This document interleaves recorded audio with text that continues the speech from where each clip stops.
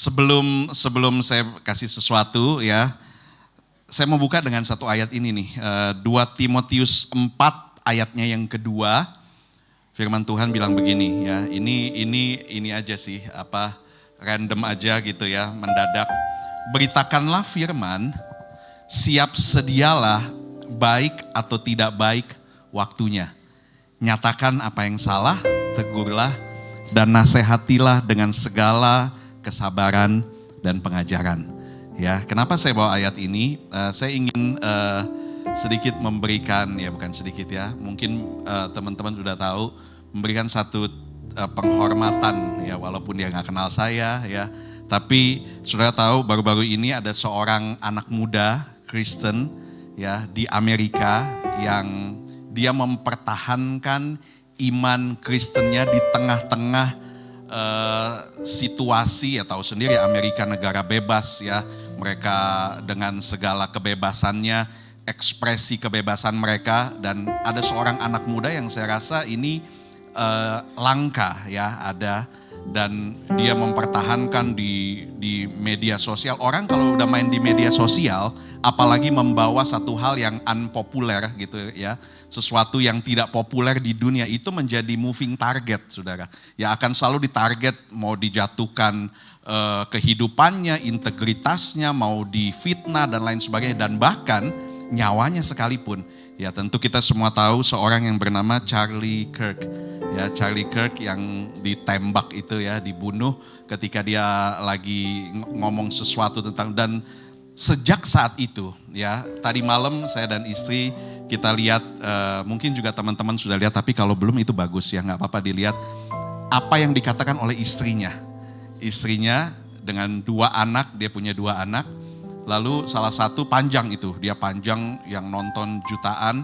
Ya, tetapi satu hal yang dia bilang yang menggugah hati saya, yang menggetarkan hati saya.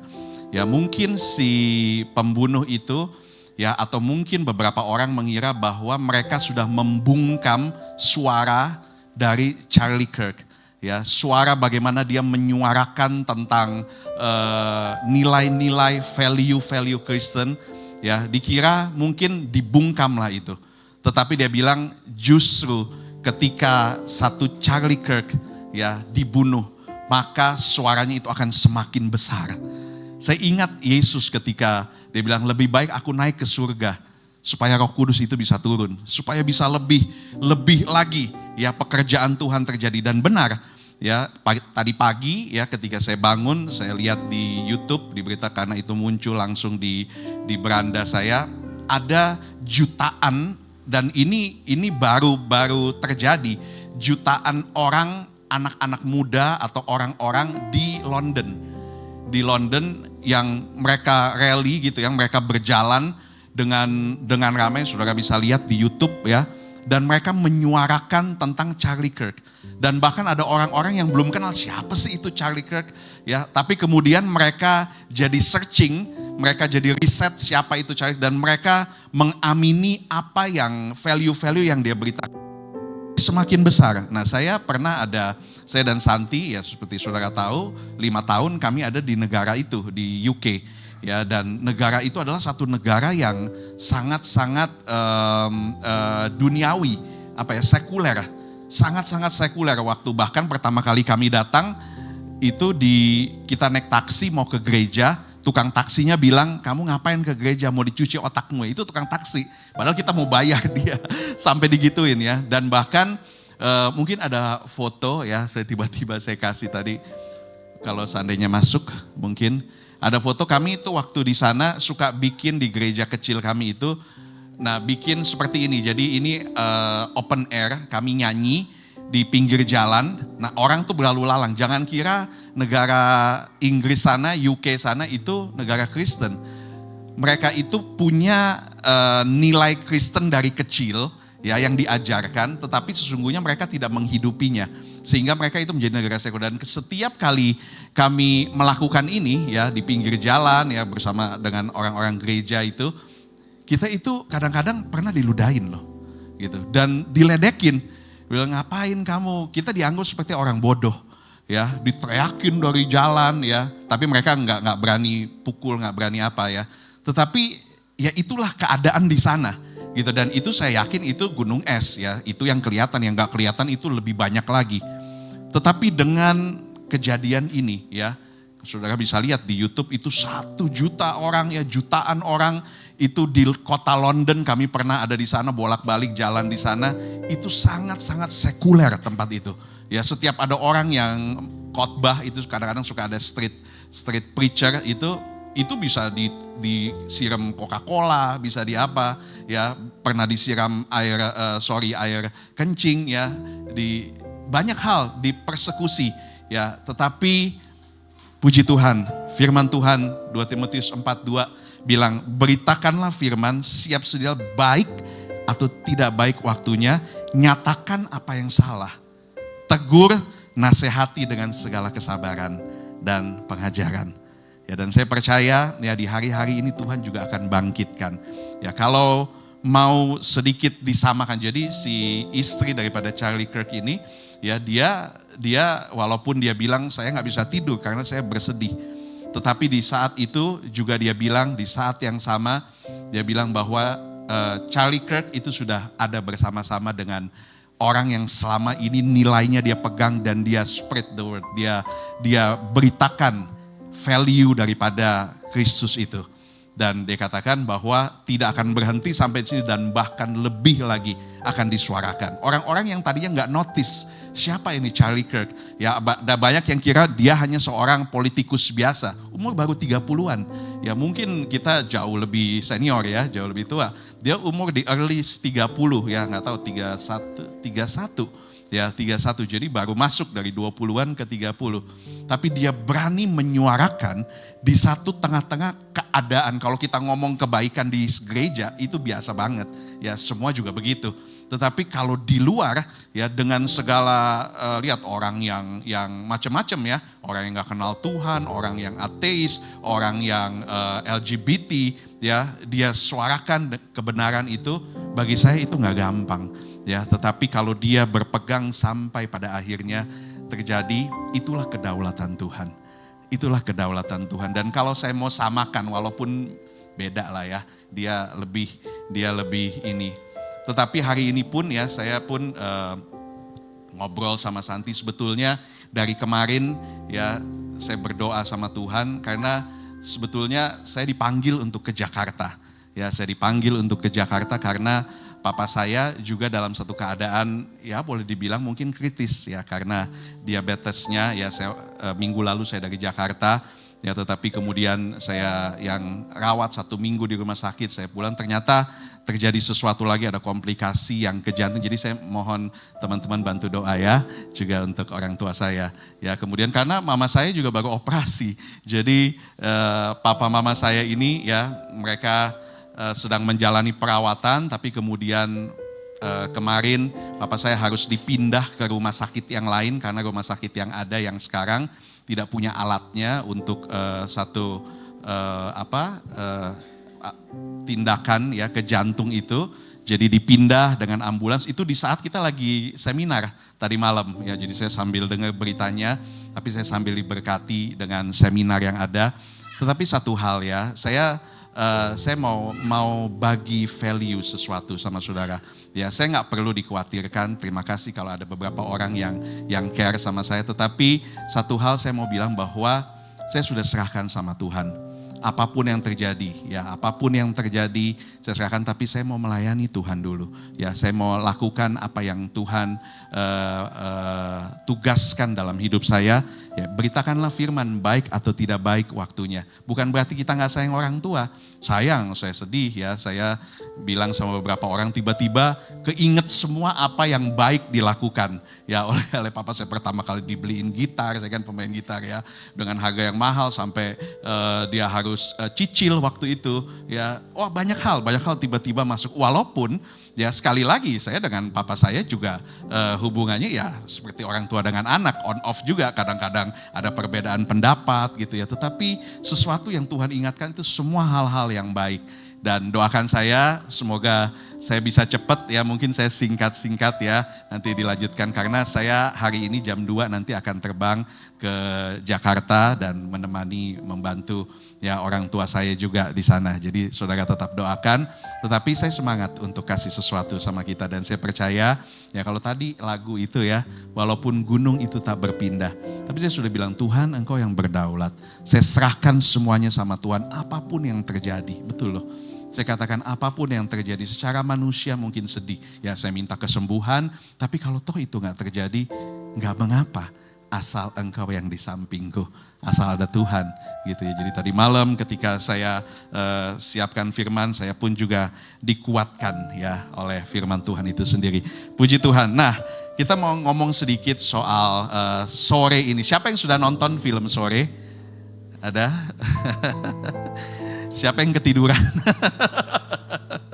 Ketiduran juga ya, karena memang ini film setengah-setengah filsafat ya, tidak bukan untuk everybody's movie gitu ya. Kalau Marvel, Superman itu kan tinggal gampang. Ini film memang harus dicerna. Ya bagi sebagian orang ini 10 of 10 gitu, 10 nilainya. Tapi bagi sebagian orang 1 dari 10 gitu ya. Karena memang nggak semua, kita pernah nonton ya beberapa nobar, beberapa orang, beberapa teman-teman. Ya ada yang bilang bagus, ada satu orang tanya sama saya, BK atau kalau nggak salah. Itu siapa tuh saya lupa. Berapa? 1 sampai 10, saya bilang 7 gitu ya. Ya banyak hal, tetapi film ini memang penuh dengan kiasan-kiasan. Ya, kiasan-kiasan tentang 3 hal ini yang nanti teman-teman bisa belajar ya.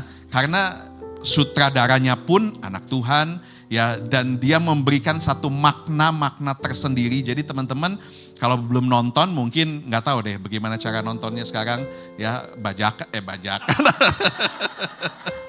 Pokoknya gimana caranya gitu ya, nonton tapi mungkin dengan sesuatu yang kita pengertian yang sudah dibuka mungkin jadi bisa lebih greget gitu ya. Karena memang itu seperti kejadian yang kok ada istri dari masa depan, terus apa sih itu diulang-ulang.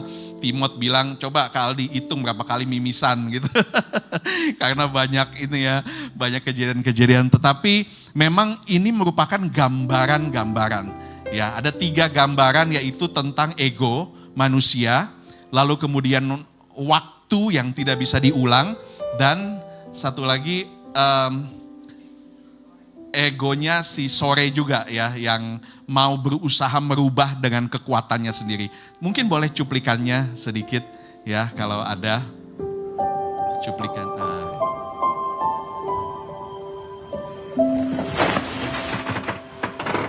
Woi. Hai. Aku Sore, istri kamu dari masa depan.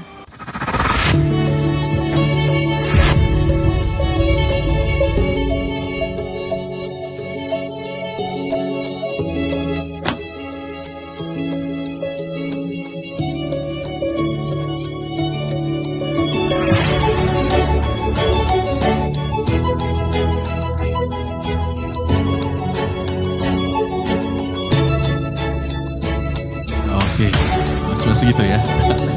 Ego menolak diubah, hasrat untuk mengontrol, dan waktu yang mengejar. Nah, ini lebih bagus dari film aslinya nih sebetulnya. Karena ada firmannya. Semua yang ada firman itu lebih bagus dari apapun yang ada di dunia ya. Oke ya. Bagian saya adalah Sore itu Santin yang kasih singkatan nih. Sering ogah rubah ego. Gitu ya, Sore. Jadi kadang-kadang memang juga satu hal yang baik ya, kemarin waktu seminar ya Pak Yakub Trihandoko yang ikut mungkin bilang ada satu hal yang dia bilang bahwa pada akhirnya musuh terbesar kita itu adalah diri kita. Ya karena begini ya, sejahat-jahatnya orang kepada kita, ya misal ada orang menjahati kita, kalau sikap hati kita itu positif ya, maka dampaknya itu tidak akan besar dalam kehidupan kita. Contohnya dalam firman Tuhan itu Daniel di Goa Singa. Ada orang-orang yang bersepakat supaya Daniel jatuh ya, difitnah dan segala macam. Dan akhirnya Daniel dihukum masuk ke Goa Singa. Tapi gak apa-apa, dampaknya tidak besar karena dia orang yang positif. Lalu kemudian keadaan mungkin yang buruk yang menimpa kita. Tapi kalau kita punya hati yang besar ya dan ikhlas, maka keadaan buruk kita itu juga tidak akan berdampak besar. Contohnya mungkin di dalam Alkitab itu janda di Sarfat. Janda di Sarfat dia kekurangan, dia nggak punya apa-apa, ya keadaannya buruk ya secara finansial. Tetapi kemudian ketika dia punya hati yang besar untuk dia kasih makan Elisa tuh, ya antara dua orang itu deh ya, Elisa. Lalu kemudian dia dipenuhkan semuanya. Semua itu tergantung hatinya. Tapi ya kalau ego kita yang besar, ya jadi kalau orang menjahati kita dari luar, semua itu kan dari luar ya. Orang lain atau mungkin keadaan yang kita tidak bisa kontrol itu, ya itu masuk dalam hidup kita mau menjatuhkan kita, itu bisa dihalaukan. Tetapi kalau ego kita yang besar, maka itu yang bisa menghancurkan kita itu dari dalam. Bukan orang lain, bukan keadaan, bukan siapapun, tetapi kita sendiri. Dan memang musuh yang terbesar di dalam hidup kita untuk kita maju, itu adalah kadang-kadang kita sendiri. Yang membuat hidup kita itu tergerogoti. Sehingga sering kita mengalami konflik. Lalu kemudian kita susah menjalin hubungan dengan orang yang lama. Ya. Lalu kemudian kita suka pindah-pindah gitu loh. Pindah-pindah. Kalau pindahnya baik ya nggak apa-apa. Dari sesuatu yang jahat pindah ke yang baik. Tapi kalau pindah walaupun nggak ada apa-apa selalu pindah. Nah itu kita harus lihat hati kita. Jangan-jangan ada ego. Seringkali mungkin kita bilang buat apa minta maaf. Saya nggak salah kok. Lalu kemudian mungkin kita bilang buat apa mengasihi dia. Dia kok yang jahat sama saya. Saya nggak pernah melakukan apa-apa. Atau mungkin buat apa tolong dia. Dia nggak pernah tolong saya kok. Nah seringkali hal-hal seperti itu, ego kita itu yang bisa saja menghancurkan kita tanpa kita sadar. Nah di film ini ada satu orang namanya Jonathan, mungkin bagi yang belum nonton. Ya, Jonathan dia itu punya kebiasaan yang buruk. Dia suka minum, dia suka ngerokok. Ya, lalu kemudian si sore ini yang istri dari masa depannya, dia itu selalu hadir setiap pagi. Karena dia tahu bahwa 8 tahun kemudian, karena kebiasaan buruknya itu akan menghancurkan hidupnya, sampai dia akhirnya meninggal. Karena kebiasaan buruknya. Sehingga dia berusaha untuk memperbaiki. Jadi ceritanya ini panjang. Jadi kisah sore ini jangan dilihat sebagai orang ini adalah orang yang sebagai manusia. Tetapi Jonathan ini, ya si Joe ini, ya ada Joe juga di sini ada, ya itu melambangkan ego. Ego yang nggak bisa diubah. Ego yang dipertahankan. Sehingga ego itulah yang pada akhirnya menghancurkan kehidupannya. Nanti minggu depan kita akan belajar lagi tentang bagaimana sosok sore yang kelihatannya baik juga ya, tetapi ternyata dia pun berusaha merubah dengan kekuatannya sendiri ya, tanpa melihat banyak hal ya, dan juga tentang waktu yang memang nggak bisa diubah. Tadi ada satu penggalan yang baik ya, waktu itu apa tadi bukan untuk mengulang tapi untuk memperbaiki kesalahan. Jadi harus ada sesuatu yang kita kerjakan. Memang ya sekali lagi Tuhan itu mau berkati kita. Saya percaya itu firman Tuhan yang bilang, saudara punya masa depan, saudara punya anak-anak, saudara punya sesuatu yang dicita-citakan. Dan Tuhan mau banget untuk memberkati itu. Ya, apa visimu? Ya, bawa semua itu kepada Tuhan. Tuhan bilang nyatakan segala keinginanmu kepada Tuhan. Dan keinginan itu juga didorong dari sikap hidup kita. Apa sesuatu yang baik yang memuliakan nama Tuhan. Semakin kita bertambah dewasa di dalam Tuhan, semakin kita itu merubah keinginan-keinginan kita. Betul. Saya dulu punya banyak keinginan yang kalau saya pikir sekarang itu gak masuk akal. Dan justru itu kalau keinginan itu terpenuhi, itu bisa membuat saya menjauh dari Tuhan. Tetapi seiring pertumbuhan kita kepada Tuhan, keinginan kita itu diubahkan untuk memuliakan Tuhan. Walaupun juga itu akan menyenangkan hati kita. Keinginan itu gak mungkin kan keinginan yang buruk. Pasti keinginan yang menyenangkan hati kita. Dan Tuhan mau berkati kita. Tuhan mau kasih kok apa yang kita mau. Tuhan mau lihat anak-anak kita bertumbuh dengan baik. Ya, Tuhan mau lihat kita menjadi orang tua yang kuat, orang tua yang bijaksana. Tuhan mau lihat istri, suami itu diberkati. Tuhan mau lihat saudara yang single dapat pasangan yang terbaik. Tuhan mau lihat semua pekerjaanmu berhasil. Tetapi seringkali yang membuat itu semua tidak berhasil atau membuat itu semua tidak bekerja dengan sebaiknya dengan baik, itu adalah karena kita sendiri. Karena ego kita yang kita pertahankan. Saudara yang kasih dalam Tuhan, ya, Yakobus 3:16 bilang begini, sebab di mana ada iri hati dan mementingkan diri sendiri. Ego itu soal diri sendiri, melihat kepada diri sendiri. Di situ ada kekacauan dan segala macam perbuatan jahat. Ego sesuatu yang kita tahu kadang-kadang itu salah, tapi kita pertahankan. Ego itu satu jerat yang terlihat nyaman. Sebetulnya itu mengikat kita, sebetulnya itu membuat kita itu bisa gak bebas. Tetapi mungkin itu terlihat nyaman. Dan si Jonathan dari sore ini, dia itu simbol dari ego yang membungkam akal sehat. Saudara, seringkali saya percaya bahwa di dalam hati kita itu ada sesuatu yang baik. Ya, karena ingat kita itu diciptakan serupa dengan gambar Allah. Tentunya ada benih ilahi. Dan seringkali hati nurani kita atau bahkan Roh Kudus itu ngomong sama kita sesuatu.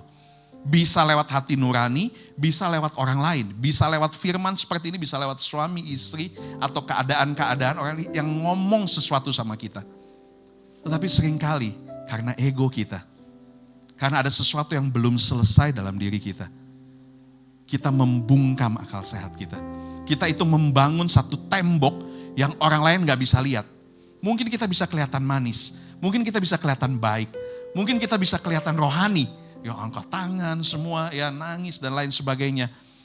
Tetapi ada banyak kali, ada hal-hal yang mungkin gak enak, yang mengusik hati kita. Kita itu seperti membangun tembok. Ada ego-ego yang harusnya dikeluarkan. Dan seringkali Tuhan gak bisa bekerja secara maksimal di dalam hidupmu. Itu karena ego yang kita buat sendiri. Dari dalam, yang akan perlahan bisa menghancurkan hidup kita. Sama seperti Jonathan ini, ya, di dalam film sore itu. Dia nyaman dengan kebiasaan buruknya, walaupun ada teguran setiap hari. Bangun pagi setiap saat, sore ini selalu muncul kalau yang sudah nonton filmnya. Ya, ditegur tapi berusaha, ya. Dan seringkali itu yang terjadi dalam hidup kita. Teman-teman, saya percaya ya bahwa Roh Kudus itu masih mengingatkan kita. Dia itu masih berbicara, jangan kita tegar tengkuk. Jangan kita ignore, jangan kita cuek dengan kehidupan kita. Ada banyak sampai sekarang pun Roh Kudus itu masih tegur saya. Masih ngomong apa yang harus saya lakukan. Papa saya yang sakit itu karena diabetes. Ya, karena diabetes dan berkali-kali, ya sekali lagi kami masih manusia sebagai papa saya seorang hamba Tuhan. Dan ketika saya ada di sana saya bilang, Pak jaga makan, ya, jaga makan dan ini nggak boleh ini. Ya, tapi karena papa saya itu mungkin suka makan enak gitu, diem-diem suka beli pastel apa gitu ya. Sampai akhirnya terjadi demikian. Tapi kemarin saya telepon ya, walaupun nggak bisa terlalu banyak ngomong tapi Santi doakan ya, lalu kemudian kita bilang gitu bahwa dan dia juga bilang udah ini benar-benar terakhir katanya. Benar-benar, dan pernah panjang sebetulnya ceritanya ya, tetapi ya inilah seringkali teguran-teguran itu datang dalam hidup kita ya, tetapi tinggal bagaimana kita ya. Nggak ada yang larang kok kalau kita mau mengeraskan hati. Siapa yang bisa larang? Ya kalau memang kita mau mengeraskan hati, ini diri-diri kita kok. Tetapi biarlah hari ini ya, kita mau belajar tentang kita tidak mempertahankan ego kita. Kita tidak mau membangun sesuatu yang merugikan diri kita. Hanya karena ego. Hanya karena ego. Percayalah saudara, ya kalau kita meruntuhkan ego kita, mungkin kita bisa minta maaf duluan, atau mungkin kita bisa mengampuni orang lain duluan. Kita bisa menyambut orang lain lebih dulu. Ya, kita seperti kalau di dalam dunia, kadang-kadang prinsip dunia, value dunia ini masuk ke dalam kita dan sudah berakar. Dan mungkin berkata bahwa kalau kamu minta maaf duluan, kalau kamu menegur duluan, atau kalau kamu berbaik-baik duluan, kalau kamu menolong duluan, maka nanti kamu bisa direndahkan. Enggak, justru kebalik. Di saat kita sudah bebas dari itu semua, ya, justru orang akan bisa melihat hidup kita itu jadi berkat. Dia orangnya hatinya luas ya. Dia bisa mengampuni dengan mudah. Dia bisa say sorry, dia bisa punya kata-kata yang halus. Dia bisa melakukan banyak hal yang menyenangkan hati orang. Walaupun dalam satu keadaan yang mungkin ada kalanya firman Tuhan bilang gak selalu kok kita harus untung. Ada kalanya kita rugi kok. Gak apa-apa. Kalau memang itu kehendak Tuhan dan Tuhan mau proses dalam hidup kita. Ada kalanya kita biarkan hidup kita itu merugi. Gak apa-apa. Merugi di dalam Tuhan. Lihat, ada sesuatu yang Tuhan akan berikan dalam hidupmu yang melebihi apa yang rugi tadi. Bicara soal uang, tapi bicara soal sesuatu yang lebih esensi di dalam hidup kita. Kalau toh harus kehilangan segala-galanya, asal jiwa kita selamat, ini yang jauh lebih penting. Tapi tentunya Tuhan juga tahu bahwa kita perlu sesuatu mungkin, ya. Dan Tuhan bisa juga tambahkan, carilah dahulu kerajaan Allah dan kebenarannya, semua akan ditambahkan. Dan bagaimana dengan kehidupan saudara? Bagaimana dengan kedewasaan iman saudara? Dan itu bisa dinilai, bisa dilihat. Saya senang ya ada beberapa orang yang saya melihat pertumbuhan kerohaniannya di dalam EYC Pro ini. Ada seseorang yang berkata, dulu saya kalau doa ya maunya ini. Maunya ini, tapi sekarang kemudian dia bilang, sekarang terserah Tuhan lah. Terserah Tuhan aja. Ya, apa yang Tuhan mau buat, terjadilah gitu. Gak ada sesuatu yang ini di dalam hatinya. Walaupun dia punya keinginan-keinginan, tapi jadi atau tidak, terserah Tuhan. Dan bagi saya itu satu pertumbuhan kerohanian. Dan kalau engkau bertumbuh, engkau akan melihat Tuhan itu dengan perspektif yang lain. Kita gak gampang jadi orang yang punya mental victim, selalu merasa bersalah, selalu merasa disalah-salahin orang, selalu merasa punya banyak drama banget gitu ya. Kalau hidup kita sudah utuh ya di dalam Tuhan, kita akan melihat Tuhan itu dengan cara yang lain. Kita akan memandang orang, kita akan melihat usaha kita akan melihat firman Tuhan, kita akan melihat hal-hal rohani itu dengan cara pandang yang lain. Dan kita akan bisa lebih menghargai itu. Saudara, seringkali ego ini yang membuat kita itu gak bisa bertahan. Dengan cepat ya, ada mengapa ego itu sulit diubah menurut Alkitab. Yang pertama, ego itu adalah bagian dari daging dan manusia lama kita. Namanya kita manusia, ya memang ego itu masih ada. Tapi itulah yang harus setiap hari, daily. Kita mesti, saya selalu bilang pertobatan itu harus terjadi daily, setiap hari. Untuk mengikis ego kita. Kita mau buat Yesus itu jadi tambah besar di dalam hidup kita, daging kita itu jadi tambah kecil. Emang gak gampang, saya tahu beratnya. Saya juga manusia, saya juga punya masa lalu yang kelam. Tetapi bukan berarti gak bisa. Karena ada Roh Kudus itu yang menguatkan kita. Kita bukan dengan kekuatan kita, bukan dengan apa yang ada pada kita. Kita paksa-paksa, kita berusaha dengan kekuatan kita, enggak. Tapi karena Roh Kudus itu yang memampukan kita dan kerinduan kita. Apapun yang, sekali lagi, segala sesuatu yang kita rindukan dan kita mau bawa kepada Tuhan. Dan Tuhan yang akan menjawabnya sesuai dengan kekuatan dan kuasanya Tuhan. Yang pertama, ego itu adalah bagian dari daging dan manusia lama. Ego itu seringkali ingin mengontrol. Ego kita itu mengontrol kita. Ingin diakui, tidak tunduk pada kehendak Tuhan. Roma 8 ayat yang ke-7 bilang begini. Sebab keinginan daging, Roma 8:7, sebab keinginan daging adalah perseteruan terhadap Allah. Karena ia tidak takluk kepada hukum Allah, hal itu memang tidak mungkin baginya. Ego itu menolak tunduk karena ia ingin menjadi pusatnya. Sedangkan kita tahu, pusat kehidupan kita itu adalah Allah. Saudara sering kan dengar mana yang harus diprioritaskan. Keluarga, pelayanan, Tuhan, gitu-gitu ya. Sering ini ya. Saudara tahu jawaban kalau saya ditanya begitu. Ya, Allah dulu apa keluarga dulu? Wah, kalau Allah dulu berarti itu semua tentang pelayanan, semua tentang Tuhan, nanti keluarga nomor 2. Saya bilang itu salah kaprah. Karena begini, taruh semuanya itu di dalam Allah. di dalam Tuhan. Jadi keluarga nomor 1 yang di dalamnya ada Allah. Pekerjaan mungkin nomor 2, di dalamnya ada Allah.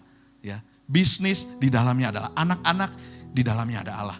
Jadi tidak ada yang harus di atas dan harus, karena begini, kalau kita hanya ngomong Tuhan, Tuhan terus, tapi keluarga kita berantakan, gak jadi berkat. Kalau kita ngomong Tuhan, Tuhan terus, tapi di dalam pekerjaan kita gak jadi berkat. Bahkan ada orang yang tersandung karena apa yang kita lakukan dalam pekerjaan kita gak jadi berkat.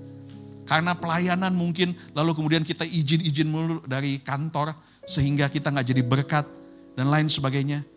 Apa gunanya? Tetapi taruhlah Allah di dalam setiap aspek kehidupan kita. Allah yang menjadi pusat. Itulah yang akan membuat kita tahu bahwa ini saya masih punya ego. Saya masih punya ego yang harus ditundukkan.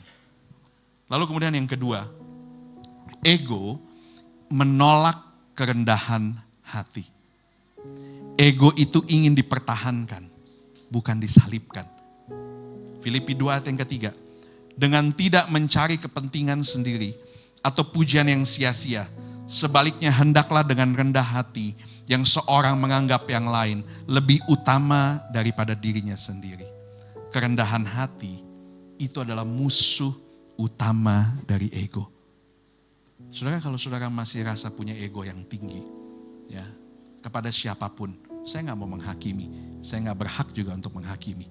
Saudara yang tahu, mungkin sama istri, mungkin sama anak, mungkin sama suami, mungkin sama orang lain. Cara mengatasi ego kita adalah musuh utama itu adalah kerendahan hati. Berlatih untuk mempunyai kerendahan hati. Bagaimana caranya, pokoknya cari tahu sendiri, usaha sendiri. Bagaimana caranya untuk merendahkan hatimu. Supaya ego itu semakin ditekan, ego itu semakin ditekan. Ada seringkali kita gak mau, buat apa saya ekstra, firman Tuhan bilang kita mesti extra miles kan. Buat apa kita berjalan ekstra, buat apa melakukan pekerjaan-pekerjaan ekstra. Terus terang saya belajar dari Santi ya, dari istri saya. Tentang bagaimana melakukan satu pekerjaan ekstra. Seringkali saya pun suka bilang, ngapain sih begitu, udah gini aja. Lalu dia tuh bisa, kalau udah bicara soal integritas, soal extra miles gitu ya, ekstra perjalanan, memberikan lebih, saya hormat sama istri saya ya. Karena saya belajar banget tentang bagaimana memberikan sesuatu yang lebih selagi kita mampu. Selagi kita mampu. Yang ketiga, ego takut kehilangan identitas dan kontrol. Seringkali karena ego kita, ya, kita nggak mau, kita takut kehilangan identitas dan kontrol. Ketika seseorang menyerahkan hidupnya kepada Kristus, ego itu merasa terancam karena harus menyerah. Benar. Kadang-kadang kalau kita mau bertobat, ya, kita mau sungguh-sungguh ikut Tuhan, seringkali ego kita itu kadang-kadang merasa terancam. Dan dia berusaha untuk melawan. Karena apa? Bisa kehilangan identitas. Seringkali untuk menghilangkan ego kita, ada banyak hal-hal yang tadinya kita rasa itu identitas kita, itu harus diganti. Diganti total, ada yang bisa diperbaiki, ada yang harus diganti total. Dulu saya punya identitas yang berbeda, pengertian saya tentang identitas berbeda. Apa yang saya pakai, apa yang kelihatan, pokoknya segala sesuatu soal jabatan, soal apa, itu seperti yang menjadi ego saya, menjadi value di dalam hidup. Tetapi kemudian ketika saya betul-betul kenal Tuhan, apa yang Tuhan mau, ternyata lebih dari itu semua. Sehingga semua itu tadi digantikan dengan sesuatu yang baru. Awalnya itu gak mudah. Tetapi kalau kita membiarkan diri kita membuka hidup kita membiarkan diri kita diproses, masuk ke dalam prosesnya Tuhan. Kita itu bisa menjadi orang yang berbeda loh. Walaupun orang yang sama, saya terlalu sering melihat orang-orang diubahkan Tuhan. Dari orang yang tadinya pelit menjadi orang yang penuh kasih. Menjadi orang yang generous. Orang yang tadinya ribet gitu ya. Menjadi orang yang simple tapi benar gitu. Orang yang tadinya, banyak hal-hal yang tadinya seperti ini diubah sedemikian rupa. Saudara, kalau ada hal-hal yang buruk dalam hidupmu, jangan khawatir. Tuhan itu adalah Tuhan yang mampu mengubahkan. Dia mampu membangkitkan orang yang mati. Dia mampu menyembuhkan orang yang sakit. Tuhan yang mampu mengubahkan identitas seseorang. Galatia 2 ayat 20. Aku telah disalibkan dengan Kristus. Namun aku hidup. Tetapi bukan lagi aku sendiri yang hidup. Nah ini yang merubah seseorang. Karena ada Yesusnya. Karena Kristus yang hidup di dalam aku. Ini adalah satu panggilan untuk mati terhadap ego. Supaya Kristus itu hidup nyata. Pernah lihat orang-orang yang kita bisa lihat ada Kristus dalam orang ini. Saya sih sering ya. Saya sering kalau ketemu dengan beberapa teman-teman hamba-hamba Tuhan atau bahkan bukan hamba Tuhan. Kami pernah ketemu dengan saya dengan istri, ketemu dengan seorang pengusaha kacamata ya di Surabaya. Lalu kemudian ketika kita ngobrol, dia punya satu yayasan, lalu kita ngobrol banyak ya. Kami berdua di mobil setelah itu bilang, kita seperti melihat hatinya Kristus di dalam diri. Mereka bukan full timer, mereka pengusaha, mereka berusaha, tetapi kami bisa melihat hatinya Tuhan. Dan mereka gak sedang pura-pura, mereka gak sedang pakai topeng. Ketahuan lah, kedeteksi lah sama kita. Ya, tapi ini betul-betul dari hati mereka. Ya, hatinya bisa kelihatan. Karena apa? Dirinya sudah mati. Kristus yang menjadi besar. Dan saya rindu teman-teman EYC Pro di sini. Ya, kita gereja datang itu bukan gereja-gerejaan, hari Minggu mesti ke gereja, ya udahlah kita mau ke gereja daripada gak ke gereja. Tapi benar-benar terjadi satu perubahan di dalam hidup kita. Mungkin gak 1-2 kali, mungkin ada waktu yang panjang. Tetapi biarlah terjadi perubahan. Itulah kenapa saya sering tanya, belajar apa hari ini? Dapat apa hari ini? Supaya paling enggak satu aja minimal dapat sesuatu. Ada lagu sekolah minggu, sedikit demi sedikit, tiap hari tiap sifat. Bagi saya itu bukan sedikit ya kalau tiap hari tiap sifat ya. Jadi banyak, seminggu udah 7 sifat tuh berubah ya. Tapi paling gak sedikit ada sesuatu yang berubah dalam hidup kita. Kalau gak percuma, ngapain kita habisin waktu 2 jam ya. Makanan juga cuma apa gitu ya, bukan pizza, mungkin saudara bisa beli yang lebih enak lagi. Ya, ngapain.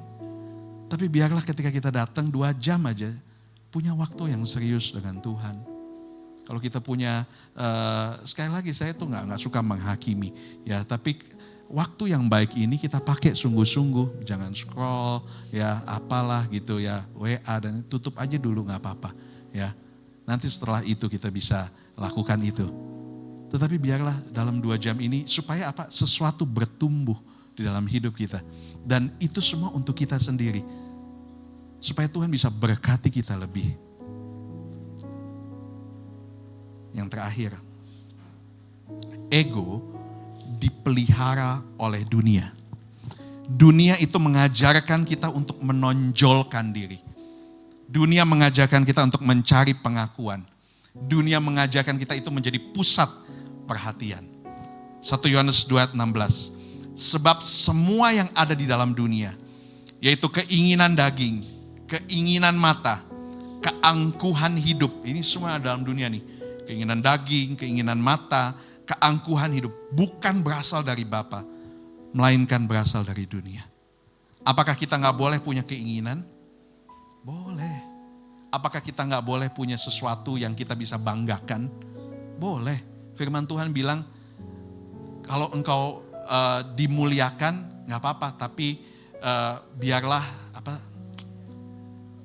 bermegahlah di dalam Kristus. Silahkan kita punya pencapaian-pencapaian di dalam bisnis, di dalam studi, di dalam hidupmu. Silahkan, tapi jangan sampai itu menjadi satu keangkuhan hidup. Karena itu berasal dari dunia. Yang dari Tuhan apa? Bermegahlah di dalam Kristus. Kita tahu semua ini datangnya dari Kristus. Apakah kita gak boleh punya keinginan daging? Boleh. Tapi keinginan yang seperti apa? Keinginan yang seperti, bukan keinginan daging, tapi keinginan yang berasal dari roh. Saudara, kalau saudara di dalam Tuhan, kalau saudara betul-betul dekat dengan Tuhan, setiap keinginanmu itu under control. Setiap keinginan kita itu bukan keinginan yang membabi buta, tapi keinginan yang memang dikuasai oleh Roh Kudus. Bukan berarti juga semua yang harus yang rohani-rohani, gereja-gereja, enggak juga. mungkin olahraga, mungkin apa, tapi segala keinginan yang walaupun mungkin kesannya duniawi, tapi bukan sesuatu yang merugikan, bukan sesuatu yang sepertinya ini hanya hawa nafsu saja. Kalau kita dekat dengan Tuhan, solusi menyalipkan ego. Lukas 9 ayat yang terakhir. Lukas 9:23. Setiap orang yang mau mengikut aku, mengikut Tuhan. Semua mau mengikut Tuhan? Mau? Mau? Saya mau banget. Ia harus menyangkal dirinya, memikul salibnya setiap hari, dan mengikut aku. Amin. Saya tahu gak gampang, tapi jalan bareng saya yuk. Saya janji untuk temenin. Gitu ya. Apapun itu, mau ngobrol, mau apa ya.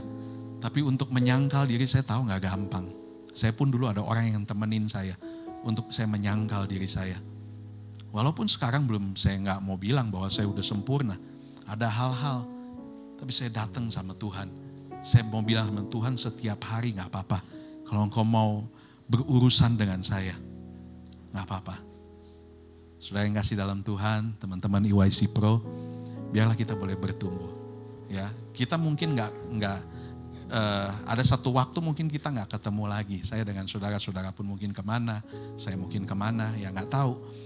Tetapi biarlah value-value yang kita terima itu betul-betul boleh melekat. Ya, saya betul-betul punya hati, punya kerinduan untuk saudara bisa betul-betul menjadi orang-orang yang dipakai Tuhan. Ya, bukan menjadi hamba Tuhan, tapi dimanapun, di keluargamu, di lingkunganmu, di pekerjaanmu, orang bisa melihat ada Kristus, bukan ego kita yang kelihatan, tapi Kristus yang kelihatan. Orang kalau lihat kita bukan bilang, oh, ini orang ini egonya tinggi banget nih.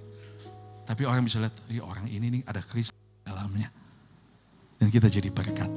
Di tengah-tengah dunia yang gelap ini, biarlah kita jadi jawaban. Amin. Kita yuk bangkit berdiri.